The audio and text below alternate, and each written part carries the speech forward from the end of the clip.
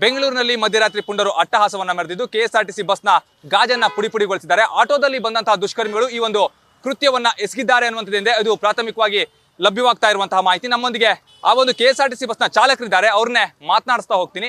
ಘಟನೆ ಏನಾಯ್ತು, ಯಾವ ರೀತಿಯಲ್ಲಿ ಆಯ್ತು ಅನ್ನೋದನ್ನ ಅವ್ರ ಹತ್ರನೇ ಕೇಳ್ತಾ ಹೋಗೋಣ. ಸರ್, ಯಾವ ರೀತಿಯಲ್ಲಿ ಈ ಒಂದು ಘಟನೆ ನಡೀತು, ಅವ್ರು ಯಾಕಾಗಿ ಬಂದು ಈ ಗ್ಲಾಸ್ ಅನ್ನ ಹೊಡೆದ್ರು ಸರ್?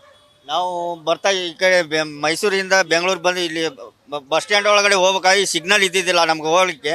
ಇಲ್ಲಿ ಸ್ಟಾಪ್ ಮಾಡಿ ನಿಲ್ಸಿದ್ವಿ ಗಾಡಿ, ಆ ಸಿಗ್ನಲ್ ಮೂವ್ ಆದ್ರೆ ಹೋಗ್ಬೇಕಂತೇಳಿ.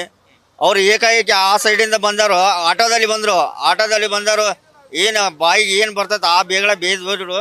ಆ ದೊಣ್ಣೆ ತೊಗೊಂಡು ಬಂದ ಸೀದಾ ಹೊಡಿದೇನು ಮಾಡಿದ್ರು ಅವರು. ಏನು ವಿಚಾರ, ಏನು ಮಾತು ಇಲ್ಲ ಅವ್ರಿಗೆ, ನಮ್ಗೆ ಮಾತಾಡಿಲ್ಲ, ಏನಿಲ್ಲ. ಅವ್ರು ಸುಮ್ಮನೆ ಏಕಾಏಕಿ ಬಂದು ಹೊಡೆದಿದ್ದು. ಆನಂತರ ಜನ ಎಷ್ಟು ಗಾಬರಿ ಆದರು ಅಂದ್ರು, ಅಷ್ಟೊಂದು ಗಾಬರಿಯಾಗಿ ಜನ ಎದ್ದು ನಿಂತ್ಬಿಟ್ರು ಬಸ್ನಲ್ಲಿ. ಅಲ್ಲ, ರಾತ್ರಿ ಈ ಹೊತ್ತಿನಲ್ಲಿ ಇಷ್ಟೊಂದು ಎಲ್ಲ ಪ್ರಯಾಣಿಕರು, ಮಹಿಳೆಯರು ಇರ್ತಾರೆ, ಎಲ್ಲ ಇರ್ತಾರೆ. ಸುರಕ್ಷಿತವಾಗಿ ನಾವು ಕರ್ಕೊಂಬರ್ತೀವಿ. ನಾವು ಇವು ಮಧ್ಯರಾತ್ರಿಯಲ್ಲಿ ಈ ಥರ ಮಾಡಿದ್ರೆ ಯಾರಾಗಿ ಭಯ ಬರೋಲ್ಲ.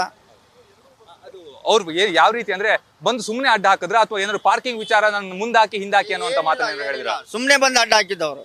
ಎಷ್ಟು ಜನ ಇದ್ರು ಸರ್ ಆಟೋದಲ್ಲಿ? ಎಷ್ಟು ಜನ ಇದ್ರು? ಎಷ್ಟು ಆಟೋ ಬಂದಿದ್ರು? 5 ಜನ ಇದ್ರು.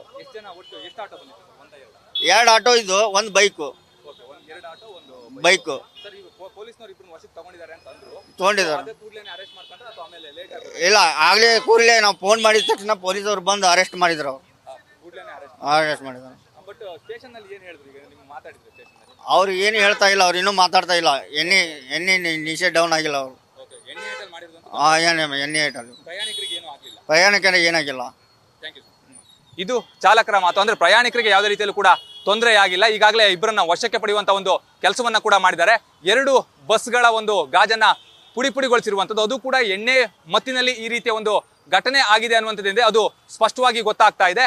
ಆದ್ರೆ ಯಾವ ಒಂದು ಉದ್ದೇಶಕ್ಕಾಗಿ ಮಾಡಿದ್ರು ಅನ್ನೋದನ್ನ ಪೊಲೀಸರು ವಿಚಾರಣೆ ನಂತರದಲ್ಲಿ ಆರೋಪಿಗಳು ಯಾವ ಒಂದು ಮಾಹಿತಿಯನ್ನು ಹೊರ ಹಾಕ್ತಾರೆ ಅನ್ನುವಂಥದ್ದು ಕಾದು ನೋಡಬೇಕಾಗಿರುವಂಥದ್ದು. ಆದ್ರೆ ಬೆಂಗಳೂರಿನಲ್ಲಿ ನಿಜಕ್ಕೂ ಕೂಡ ಈ ರೀತಿಯಲ್ಲಿ ವಾಹನಗಳ ಮೇಲೆ ಅಥವಾ ಕೆಎಸ್ಆರ್ಟಿಸಿ ಬಸ್ಗಳ ಮೇಲೆ ರಾಡ್ನಿಂದ ಹಲ್ಲೆಯನ್ನ ಮಾಡಿದ್ರೆ ಅಥವಾ ರಾಡ್ನಿಂದ ಹೊಡೆದು ಹಾಕ್ತಂತ ಸಂದರ್ಭದಲ್ಲಿ ಗಾಜುಗಳು ಪುಡಿ ಆದ್ರೆ ಯಾವ ರೀತಿಯಲ್ಲಿ ಹಾಗಾದ್ರೆ ಜನಸಾಮಾನ್ಯರು ಸುರಕ್ಷಿತವಾಗಿ ಮನೆಯನ್ನ ತಲುಪ್ತಾರೆ ಅನ್ನುವಂಥದ್ದು ಕೂಡ ಇಲ್ಲಿ ಪ್ರಶ್ನೆ ಆಗಿರುವಂಥದ್ದು.